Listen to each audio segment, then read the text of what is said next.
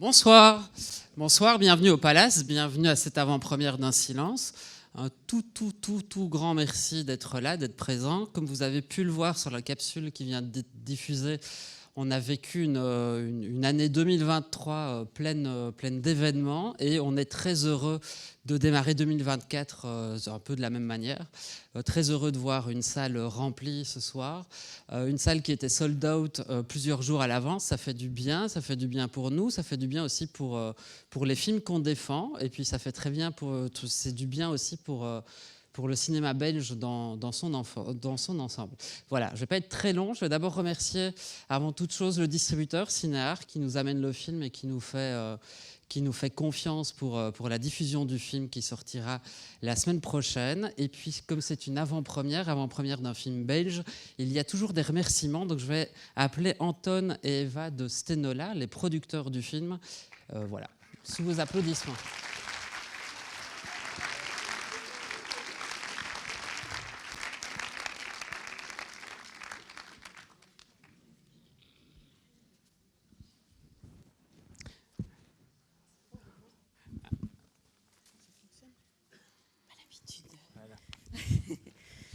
Bonsoir à tous.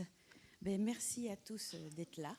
On est très heureux. C'est la première projection au public du film à Bruxelles. Donc voilà, il a déjà fait un beau voyage avec Joachim dans les avant-premières en France et déjà quelques-unes en Belgique. Mais c'est la toute première publique à Bruxelles. Et on est particulièrement content parce que ce soir, il y a beaucoup de gens de l'équipe qui sont là. Pour la plupart, ils n'ont pas encore vu le film et on aimerait beaucoup les remercier. Alors je sais que c'est un peu... il y en a qui ne vont pas aimer, mais j'aimerais quand même beaucoup qu'on les applaudisse. Je vais tous les citer et j'espère avoir oublié personne, les gens qui sont là. Il y a Vincent, il y a Johan, il y a Alexandra, il y a Raphaël, Chloé, Zoé, Isabelle, Levez-vous. Pascal, Garance, Anna, Koun, Pierre-Emmanuel, Maggie, Karim, Baptiste, Magali, Luc, Manuela, Raphaël, Émilie, Gabi et Joe. Est-ce que vous pouvez vous lever comme ça, les spectateurs vous pouvez vous lever, vous je sais qu'il y en a qui n'aiment pas, mais bravo.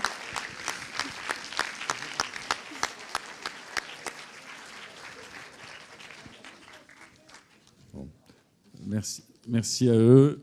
Merci aussi aux partenaires qui ont rendu ce film possible. Il y a le Centre du cinéma de la Fédération Wallonie-Bruxelles, la RTBF, Proximus, BTV, Screen Brussels, taxshelter.be, le VAF et aussi notre distributeur Cinéar. Merci à vous, le public, d'être présent ce soir. C'est surtout aussi pour vous qu'on fait le film. Et je vais aussi remercier et saluer Joachim Lafosse. Voilà, je l'appelle maintenant sur le plateau. Merci à vous et merci à lui.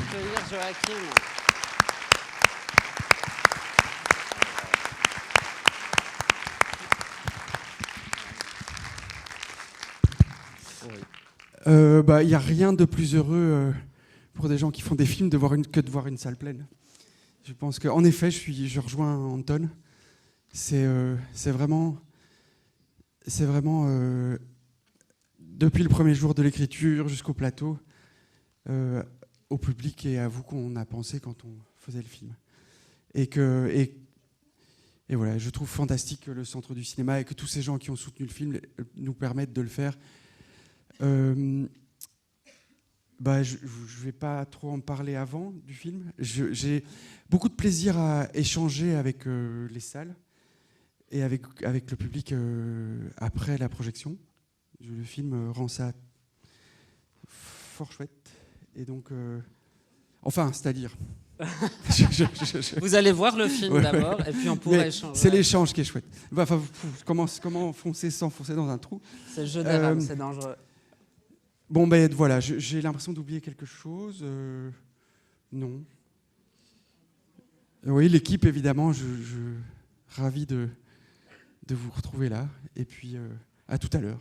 Oui, on se retrouve du coup après la projection du film pour un question-réponse.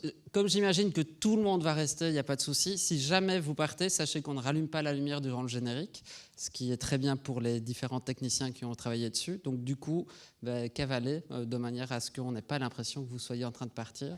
Et si vous devez aller aux toilettes, c'est une sortie qui n'est pas une sortie, c'est en milieu de salle qui était l'entrée. Et ça, vous êtes tout à fait pardonné. Voilà, parce qu'il y aura une discussion d'une bonne quarantaine de minutes à l'issue de la projection. Et oui, ben voilà, il y a une chose. C'est une entreprise de réaliser un film et de le produire. Et celui-là, c'était pas simple.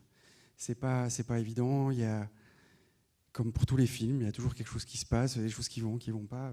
Mais je voudrais féliciter Anton et Eva d'avoir tenu le bateau, de ne pas avoir lâché, et de m'avoir dit une chose qu'ils ont. C'est très important. Ils m'ont toujours dit ce qui compte, c'est la qualité du film. Et au bout du compte, j'en suis très fier de ce film et très heureux. Et c'est aussi grâce à eux, et d'abord et avant tout grâce à eux.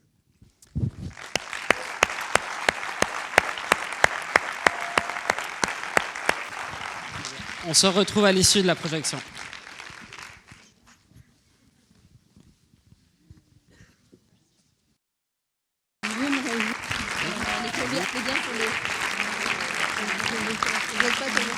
Ça va? Mais pendant le générique, on n'allume pas, on allume à la fin du générique. Vous avez dit que vous allumiez. C'est vrai qu'on est parti, donc on pensait que vous n'alliez pas allumer du tout, en fait. Merci. L'idée est de faire circuler un micro donc, pour que vous puissiez poser vos questions, donc n'hésitez pas. Je pars toujours avec une question très simple. La jeunesse du projet, quelle a été la matrice de Un silence? En fait, je crois d'abord, d'abord quand je découvre dans la presse ce qui va m'inspirer le film, je pense que, je suis d'abord ému par l'histoire de ce jeune homme, en fait. Et ce que je découvre, c'est que je pense que grandir dans un contexte, comme enfant et puis comme adolescent, dans un contexte comme celui que je découvre, je pense que ça peut rendre fou. Et par ailleurs,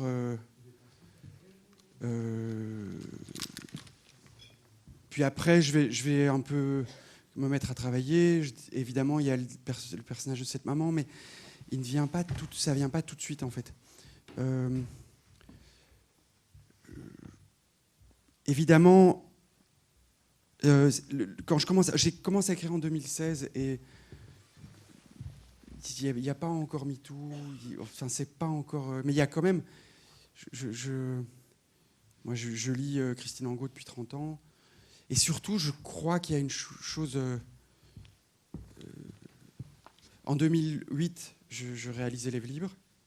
Quand je fais la promotion d'Élèves libres, je me rends compte que finalement, j'ai fait ce film au fond, qui raconte l'histoire d'un adolescent en décrochage scolaire qui rencontre des adultes qui vont l'embarquer dans une violence. Et quand je fais la sortie du film, d'abord, je découvre que la perception, le film que la perception qu'une partie du public a des limites que j'invite à réfléchir et dont j'essaye de dire avec le film quelles sont sources de protection et de vie possible. En fait, ces limites ne sont pas totalement intégrées pour une partie du public. Et que, par exemple, je vais lire des choses dans Libération du type que le film est au fond un magnifique éloge du libertinage, qu'il s'agit d'un film qui montre un apprentissage par là, que c'est un film fuck le petit prince. Et comme je l'ai peu dit à l'époque, mais je raconte c'est un film un peu c'est l'histoire d'un vécu. Et en fait, ce que j'espère quand le film sort, c'est que des gens qui m'ont connu adolescent reconnaissent ce que je raconte. Et ces gens, quand je les croise en rue, je les vois changer de trottoir. Et je sens la honte qui arrive. Et je commence à longer les murs. Et puis, je vais faire d'autres films, fort heureusement. Et quand, en 2016, je suis ému par cette histoire que je découvre dans les journaux, je fais une première version, en fait, dans le point de vue de l'avocat, au fond. Et les producteurs de l'époque me disent que c'est trop dur pour le public, etc. Je tourne continuer, puis je reprends l'écriture. Je rencontre Antoneva, avec qui les producteurs du film Stenola, qui me disent, et je leur propose, j'écris une version dans le point de vue du fils. Et je les rencontre et je leur dis, voilà, est-ce que vous produirez ce film ? Ils me disent l'intérêt qu'ils ont pour le film, mais ils me disent que peut-être pour un premier film, c'est peut-être trop risqué. Premier film ensemble. Ouais. Et du coup, ils me proposent d'écrire un autre film comme ça, spontanément. Et je vais écrire Les Intranquilles. Et ça se passe très bien. Enfin, on est très heureux tous du film. Et puis, je reprends l'écriture. On est en 2021, je crois, ou 20, je ne sais plus exactement, mais voilà. Après Les Intranquilles, je reprends l'écriture.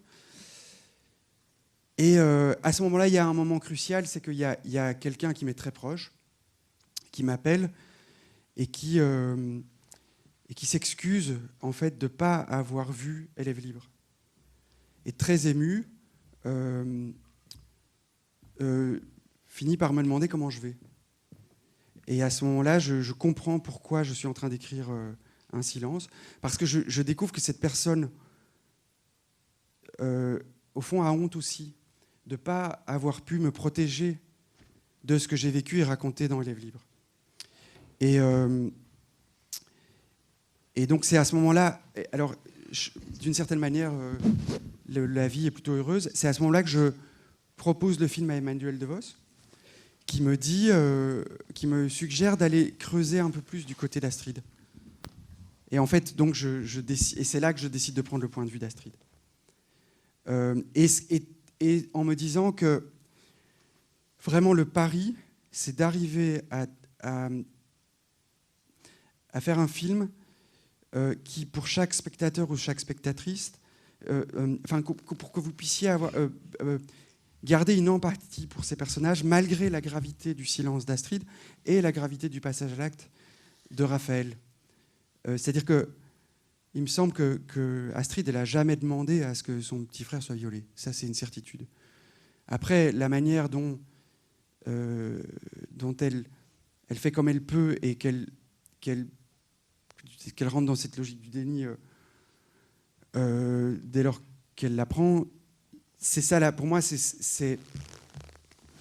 la question avec laquelle j'ai écrit tout le temps, c'est comment se fait-il qu'elle n'arrive pas à trouver une autre issue, un autre chemin que le silence. Et alors, il y a des choses, voilà, je pense que pour ça, il faudrait qu'elle ait une estime d'elle, une confiance en elle, que manifestement, elle n'a pas. Et elle n'a probablement pas rencontré cet homme puissant, séduisant, par hasard. Probablement parce qu'elle se sentait que c'est quelqu'un qui a besoin d'être protégé. Mais voilà, tout ça... et puis voilà, mais je sais pas si ça répond... Enfin, ça, c'est la genèse. Ça, c'est le début.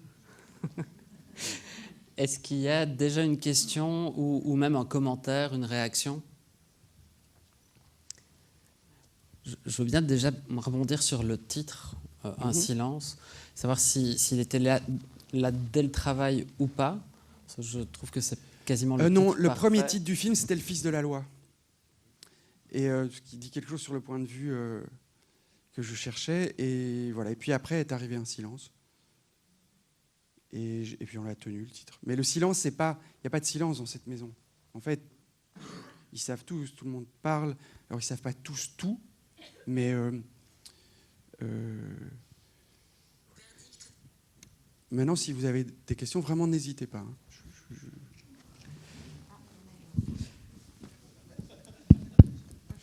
J'arrive.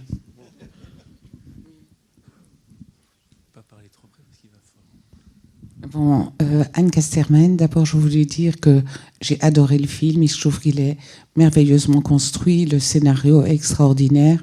Et j'avais rien lu avant de venir, donc j'étais parfaitement surprise. Mais bon, il y a quand même des choses qui pour moi sont un peu compliquées. J'ai pas compris qui était qui, c'est-à-dire qu'en fait, si le Pierre, c'était l'oncle et le mari de... Donc j'ai pas compris les liens. Et ici maintenant, même par rapport à Astrid, enfin bon, donc il y a une petite complication par rapport aux liens de parenté et à tout ça. Mais bon, sinon la construction avec du film, puisque je ne savais rien, de commencer et de laisser en suspens et de vraiment souligner avec Emmanuel DeVos il y a quelque chose du silence et de ne pas savoir le verdict et de ne... Enfin bon, vraiment, je trouve que c'est extrêmement délicat comme scénario. Mais je reste avec des incompréhensions par rapport au lien exact de qui... de Pierre. Il est à la fois l'oncle et à la fois le mari. Donc c'est ça, j'ai pas compris. Et si quelqu'un a compris, ou bien si je suis la seule à qui ça a échappé... Désolée, mais je vais relire après les critiques et peut-être que je trouverai... Et alors, autre chose, j'aurais voulu savoir quel était le fait divers qui avait réveillé. Et alors, si j'ai bien compris, si c'est une histoire qui peut aussi arriver ou à une personne proche. Bah, le fait divers qui a inspiré le film, je pense que tout le monde l'a lu dans la presse, c'est ce qu'on a appelé en Belgique l'affaire Issel. Mais en fait... Ça me permet de vous dire une chose, c'est qu'un fait divers, ça ne fait pas un film. Ce qui fait un film, c'est l'écriture des personnages. Et l'écriture des personnages, ça prend du temps. Et surtout, moi, je serais un malade mental à revendiquer la réalité ou la vérité de quoi que ce soit. Ce qui m'intéresse, c'est de vous offrir la possibilité de vous décaler. Et peut-être avec... il y a une chose que je trouve on ne dit pas suffisamment au public, c'est que, au fond, un film, il a deux auteurs ou deux autrices. Il y a le cinéaste que je suis, et puis il y a le spectateur ou la spectatrice que vous êtes. Et dans votre singularité, vous écrivez le film, enfin un autre film que le mien, et le vôtre. Et l'enjeu de ce que j'essaie de faire, c'est ça, c'est de vous autoriser, enfin c'est d'autoriser, c'est de permettre ça. Par des choix de mise en scène, c'est sûr que quand je découvre cette histoire et que je vois là où ça m'émeut, c'est que je me dis, mais c'est hors de question d'être voyeuriste ou impudique. Il s'agit d'être sobre et il y a des outils pour ça. Je pense au hors-champ. Je pense qu'il est hors de question de filmer la violence dont on parle. Je pense que le plan séquence pour vous faire vivre les choses avec ces personnages, c'est ce qu'il y a de mieux.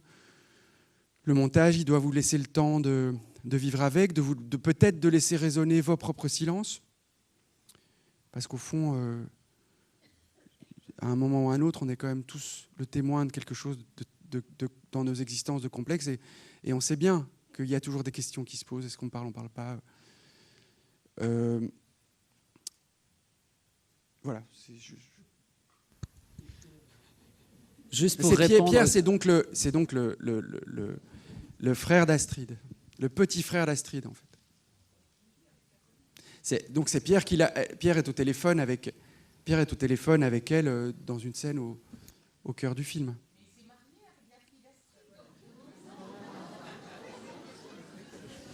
Non, alors non, le rapport incestueux ne se passe pas à ce niveau-là, mais la fille d'Astrid est toujours en contact avec son oncle Pierre. C'est bien ça. Voilà, tout à fait.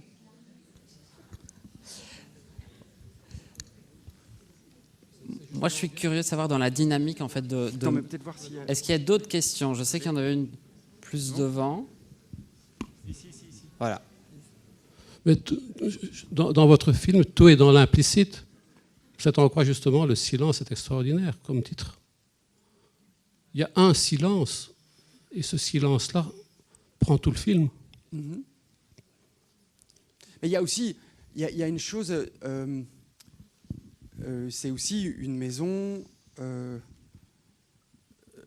dans laquelle personne ne porte l'interdit. Il y a un homme qui ne s'est pas empêché, qui ne s'empêche pas. Et ce que j'ai essayé de mettre en scène, c'est le venin de ça. C'est-à-dire que ça fait un adolescent qui ne s'empêche pas. Et si les adultes s'empêchent auprès des adolescents, c'est pour que les adolescents deviennent des adultes qui s'empêchent. Et c'est là que ces lois universelles, elles sont fondatrices.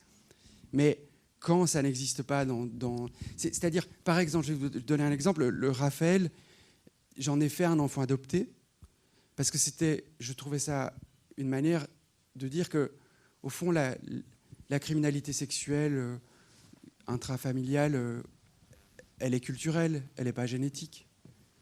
Si dans cette maison-là, ça se passe comme ça, c'est parce que c'est pas interdit, puisqu'il y a des cassettes vidéo dans la maison. Déjà, il y a déjà ça, il y a d'autres choses.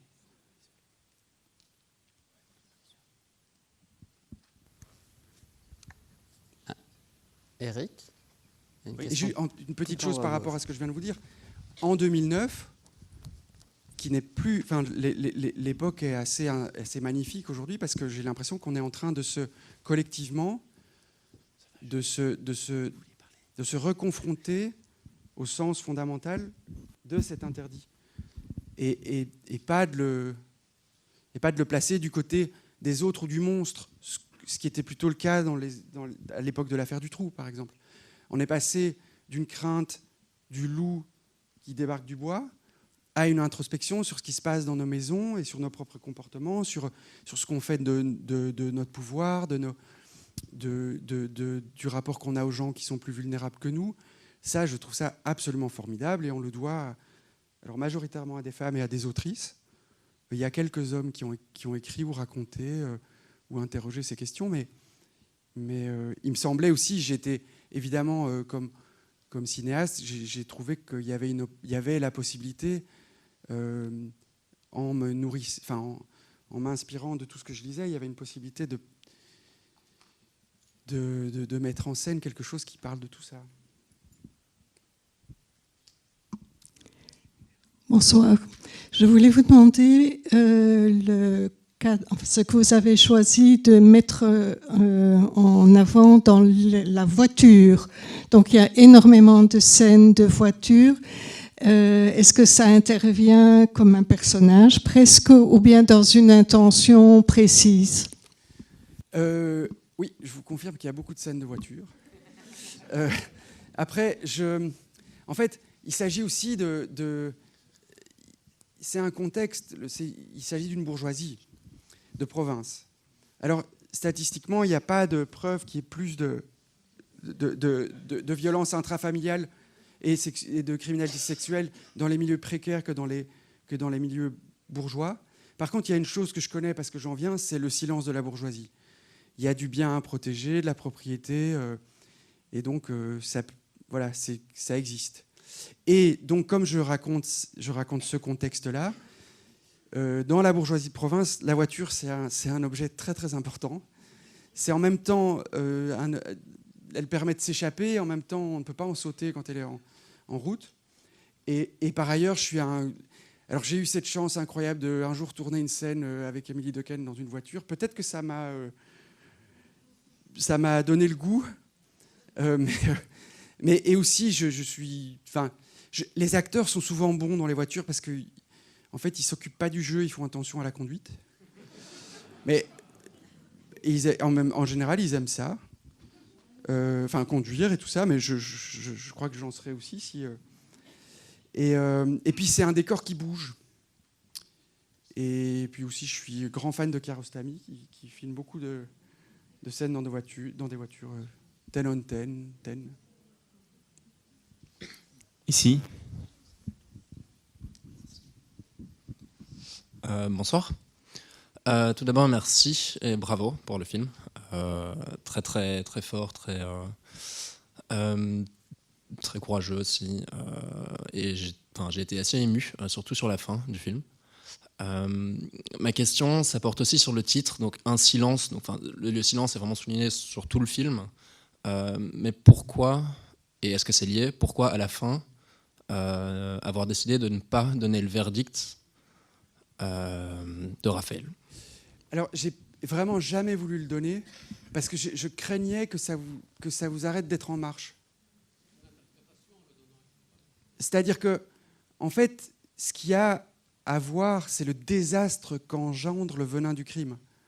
Et ça, qu'il y ait un verdict ou pas, ils vont devoir faire avec. Et donc, en tout cas, moi, c'est ce que je voulais. Je craignais qu'avec le verdict, vous sortiez, ok, bon, c'est réglé. Et je pense que c'est pas si simple que ça. Par ailleurs, dans l'écriture du scénario, évidemment, je me suis demandé, tiens, mais où est-ce que j'arrête le film? Est-ce que je l'arrête à la tentative de meurtre, ou est-ce que je vais plus loin? Et très vite, c'était pour moi impensable de ne pas ramener Astrid du côté de son frère, sa fille et de son fils. Alors que, tout d'un coup, les journalistes et la presse, et qui, dans leur fonction, sont assez, finalement, ne voient pas tout de ce qui se passe à l'intérieur de cette maison, voire même parfois sont manipulés par l'avocat qui lâche les infos qu'il veut, qui raconte ce qu'il veut, que quand même, à la fin, ils viennent confronter, de par ce qu'ils savent, de par ce qu'ils savent, c'est la fatigue, de par ce qu'ils savent de ce que Astrid et Caroline et Pierre ont finalement, de ce dont ils ont témoigné, ils rapportent cette parole et confrontent l'avocat qui dit sa position sur cette question.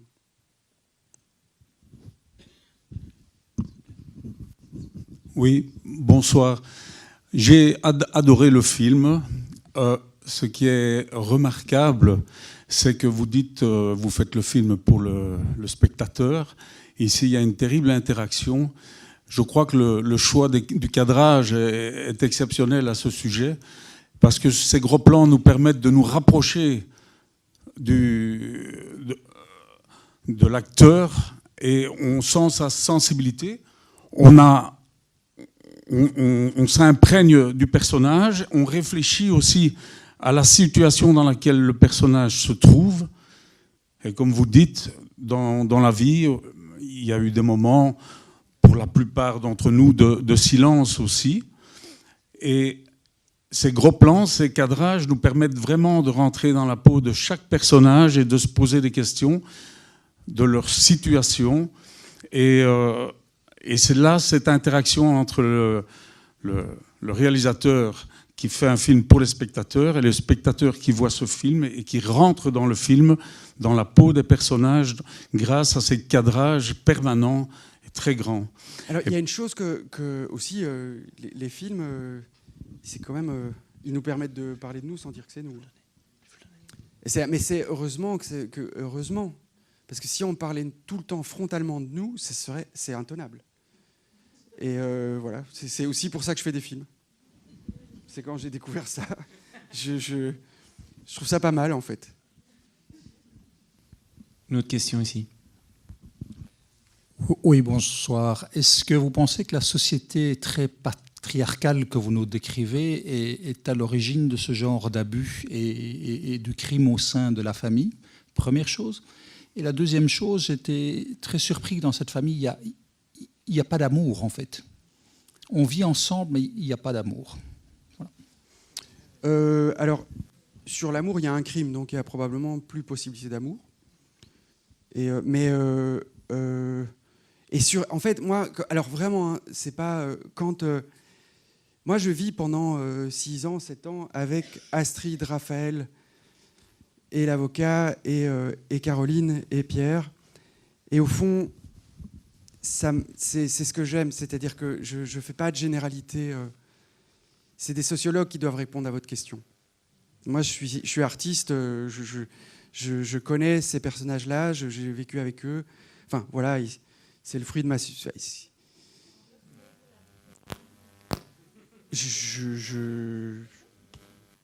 Avec du désir. Le patriarcat Voilà. Oui, évidemment, mais non, attendez.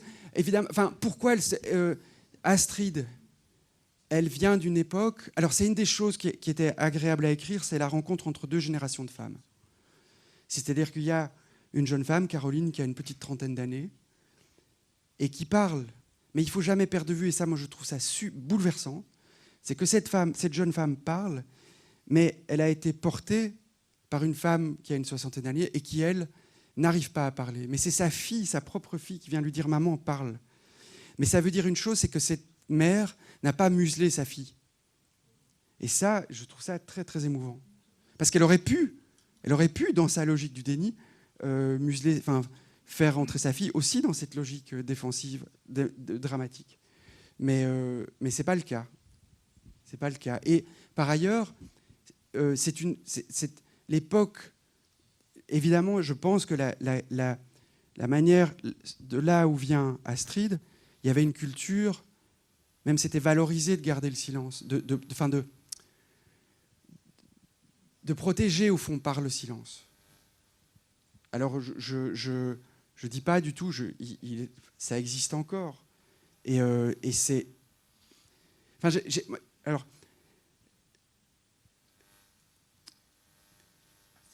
Le terme de libération de la parole, je trouve ça très compliqué. Je pense qu'on a beaucoup encore à y réfléchir parce que l'évolution, c'est d'arriver à entendre mieux.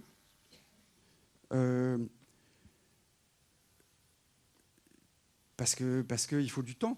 Voilà, il faut du temps. Question ici. Ici. Bonsoir. Merci. Je trouve ça hyper intéressant dans ton travail et dans les films que j'ai vus que tu as fait là. Oui. Comment est-ce qu'on peut arriver à devenir fou? Enfin, je trouve ça hyper intéressant. Voilà. Et je voulais savoir pourquoi est-ce que tu as choisi de commencer par un moment qui se passe à la fin. Voilà. Ah oui, d'accord, ok. Mais ça rejoint une question qu'il y avait plus tôt. C'est que je préfère toujours l'ironie dramatique au suspense. Le suspense, c'est qu'est-ce qui va se passer. L'ironie dramatique, je vous dis qu'il y a un seau d'eau au-dessus de la porte, et c'est comment on va réagir, comment chacun va faire avec ce qu'on sait. Et c'est une logique dramaturgique que j'avais déjà choisi pour À perdre la raison. Mais j'aime ça parce que cette question du comment, elle m'intéresse plus. C'est celle qui m'intéresse le plus. Enfin, c'est celle que j'essaye de partager avec vous, en fait. Comment moi je ferais, comment elle va faire. Ça nous permet aussi d'être pleinement en intimité avec elle d'entrée de jeu. Oui. Oui, alors il y a autre chose, c'est que quand même, je crois pas que le cinéma, c'est pas un... Alors là, la manière dont je vous parle, etc., il y a quelque chose d'intellectuel. Mais le travail, c'est de vous amener d'abord et avant tout à des sensations. Parce que sans sensation, en fait, il n'y a pas de pensée juste. Il faut d'abord qu'arrive la sensation. Et ça, c'est tout le boulot avec les comédiens, avec le directeur photo, avec l'équipe qui réfléchit avec moi la manière dont on va arriver à faire vivre de la sensation. Vous parliez des cadrages serrés, vous parliez des plus larges. On entre dans le film en étant sur le même vertige qu'Astrid. Mais exactement. En fait, on rentre avec elle dans une sensation, et dans sa sensation qui, très vite, j'espère, devient la... Enfin, alors, c'est pas... Non, parce que les résonances, j'en reviens à la singularité que vous portez chacun et chacune comme spectateur et spectatrice. Cette singularité fait que ce premier plan, si on prend cet exemple-là, il résonne pour chacun d'entre vous singulièrement. Mais ce qu'il y a de magnifique, c'est qu'est-ce qu'on s'offre au fond quand on va acheter un ticket de cinéma? On s'offre éventuellement la possibilité de laisser résonner comme on n'avait jamais résonné avant, ou comme on n'a plus résonné depuis longtemps. Ou, enfin, voilà. Et ça, le premier plan, en fait, on tourne la séquence quand elle va chercher son fils à l'école et qu'elle lui parle de ce qui s'est passé avec Pierre. Séquence, on était très concentrés. travail est un peu éprouvant. Et puis, fin de journée, et je dis à Emmanuel qui conduit, je dis, voilà, tu rentres au camp de base. Mais tout d'un coup, je la regarde dans le rétro, je vois sa fatigue et tout ça.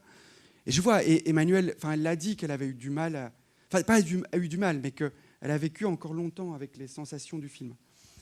Et en fait, je vois qu'elle est encore dans ce qu'elle vient de jouer. Mais elle est dans cette sensation, elle est pas par la scène qu'elle a jouée, elle l'est par le regard, par le silence dans sa conduite.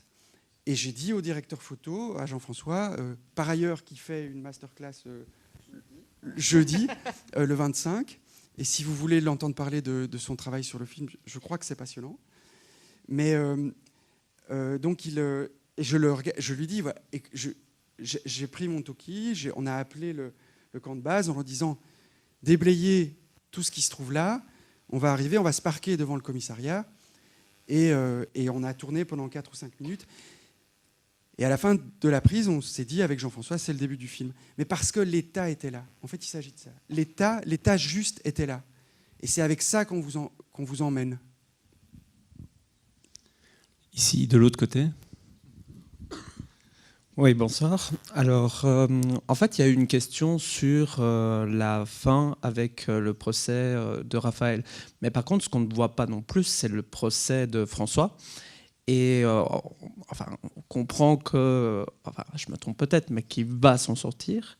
Et même si on laisse le suspense, et alors ce que je me demandais avec ce genre de dénouement, où en fait, parmi le public, il y en a qui croient en la sincérité de François à tort, c'est est-ce que ce type de dénouement pour lui, c'est pas une volonté de votre part de pousser un coup de gueule contre ceux qui s'en sortent alors qu'ils sont coupables? Et quel type de message vous voudriez faire passer au public comme ça? J'ai déjà parlé de c'est pas le procureur. Ok. J'entends votre question et je pense que le même type de question existe aussi sur, parce que je l'ai entendu d'avant-première en avant-première, sur la culpabilité et la complicité du silence d'Astrid. C'est-à-dire que la question que vous posez, en fait, je suis artiste, ni procureur, ni juge. Et il me semble, ce que j'essaie de faire, c'est de faire de vous, j'ai pas envie que vous soyez, c'est pas l'enjeu, en fait, que vous soyez procureur ou juge. Après, vous pouvez vous interroger, mais la question, j'en reviens à la logique de la dramaturgie et de l'ironie dramatique. La question, c'est plutôt qu'est-ce que je ferais moi? Comment est-ce que ça se fait qu'elle se tait, qu'elle n'ose pas parler? Qu'est-ce que ça engendre, au fond, que l'interdit ne soit pas porté? Qu'est-ce que ça engendre d'être un enfant qui sait tant de choses et qui en même temps ne comprend rien? Parce que finalement, aussi, la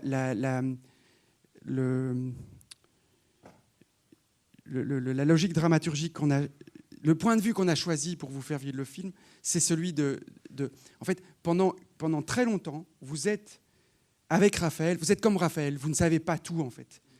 Et vous en savez trop et trop peu, quoi. Et puis le puzzle, il se recompose et le dessin prend forme, l'image prend forme. Mais on a pris le risque de ne pas vous dire tout de suite.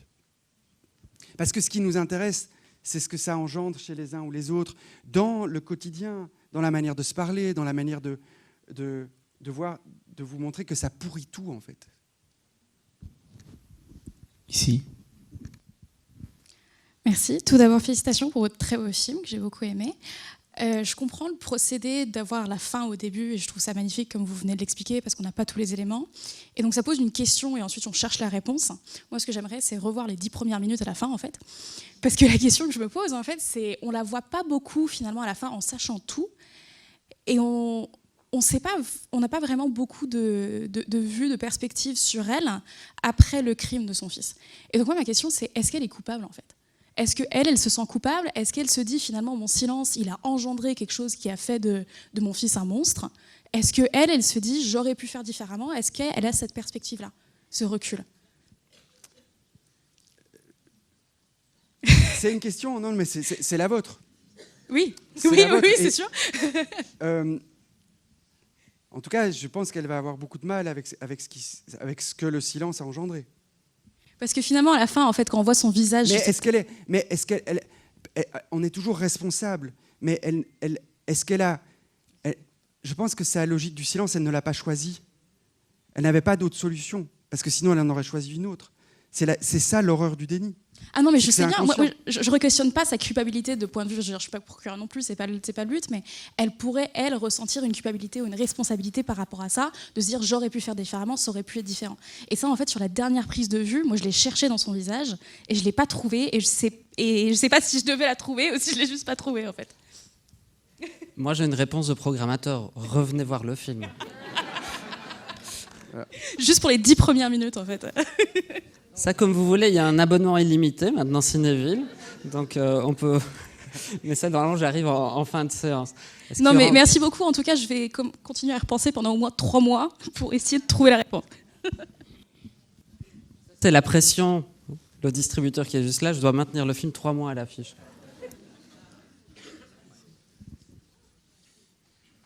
Merci. Bonsoir Joachim. J'avais une petite question plutôt sur la direction d'acteurs. C'est quand même 2 superbes acteurs.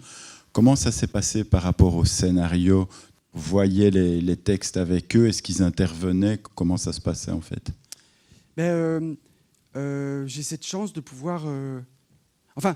alors, une chance parce que les producteurs avec qui j'ai fait le film comprennent le sens de ce choix et de cet investissement, c'est qu'on répète, et c'est possible parce que j'écris des huis clos, mais on répète tout le film dans sa continuité avant de le tourner, avec les acteurs pendant une dizaine de jours. Et c'est un moment crucial, parce que c'est le moment où ils arrivent, eux, avec leur imagination créatrice, En fait, par exemple, je ne mesurais pas à quel point...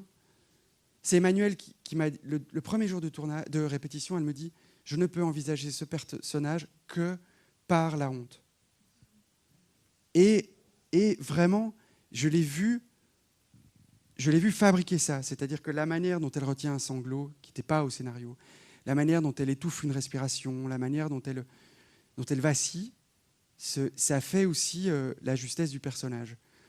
Et Daniel, en fait, j'ai peu parlé avec lui du personnage, très peu.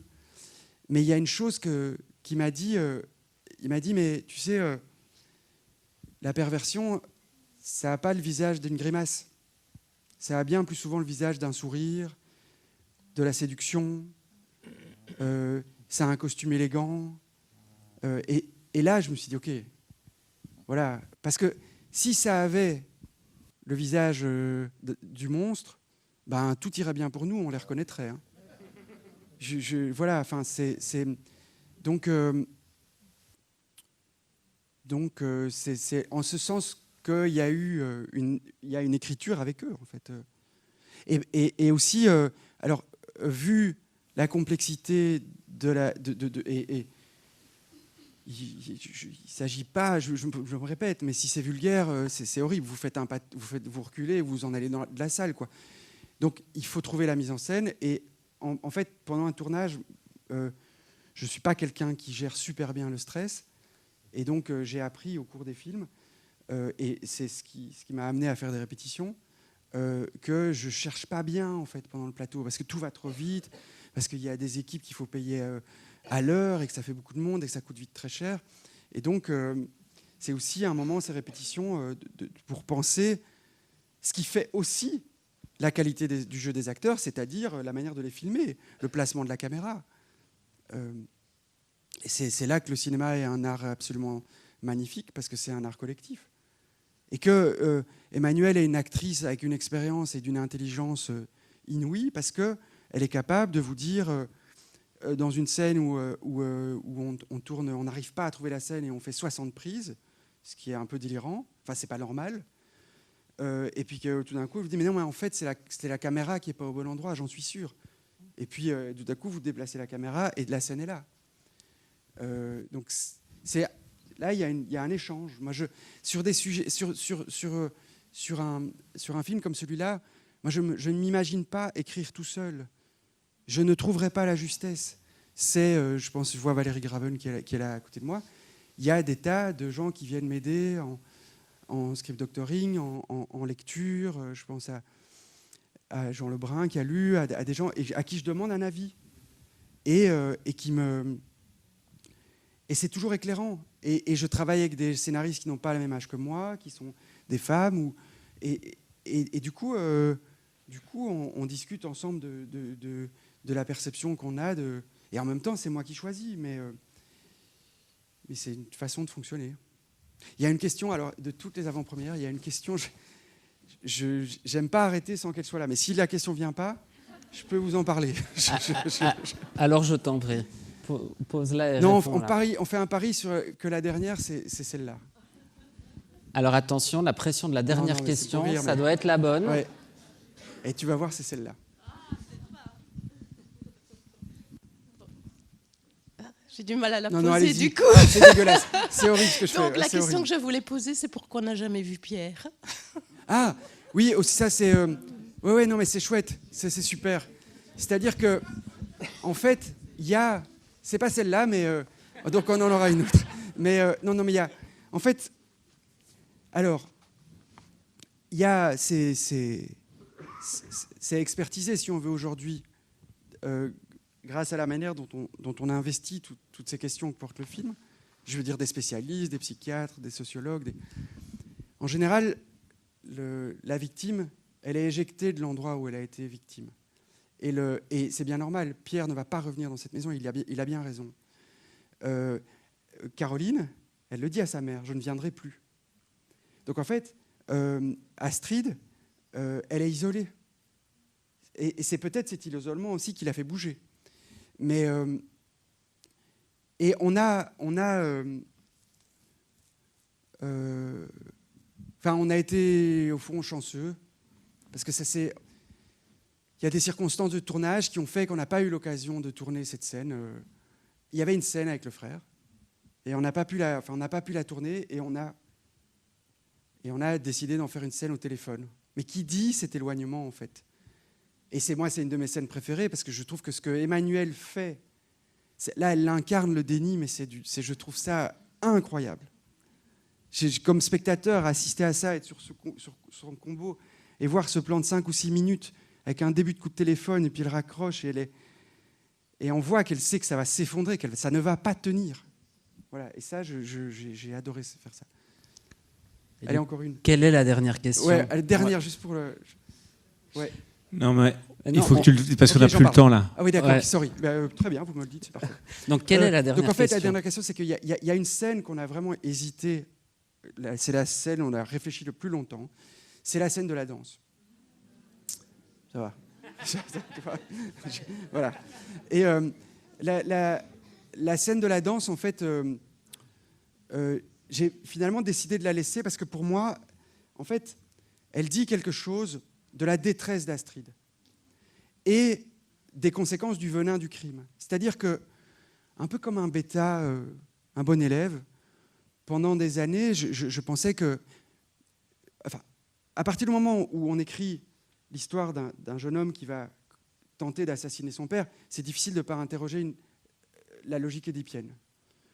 Mais pendant longtemps, un peu trop naïvement, je pensais que pour permettre à des enfants de grandir paisiblement et en paix, il fallait qu'il y ait un parent qui vienne se mettre entre le parent du sexe opposé pour séparer tout ça.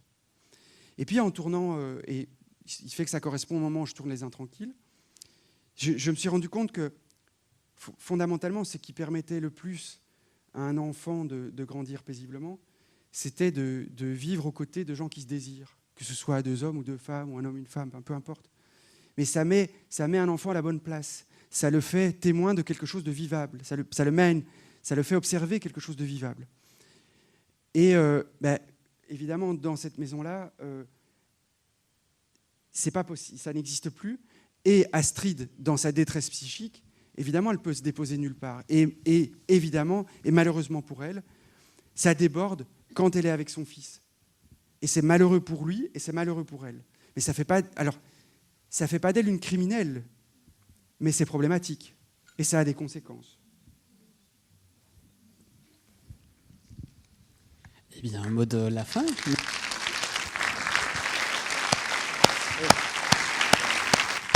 Un tout grand merci.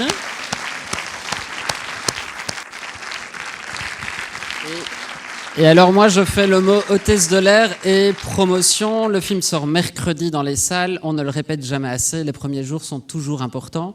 Donc n'hésitez pas à en parler autour de vous. Je vais épingler 2 événements. Ça a été évoqué par Joachim. Jeudi prochain, on a une séance spéciale suivie d'une masterclass avec le directeur photo. Et dimanche prochain, le 28, on a une séance cinéma et psychanalyse avec Joachim Lafosse et une discussion d'1 heure à la suite de la projection en après-midi. Voilà, une bonne fin de soirée. Et alors, le côté hôtesse de l'air, la sortie se fait soit en milieu de salle de ce côté-là, soit à gauche de l'écran. Voilà, une bonne soirée.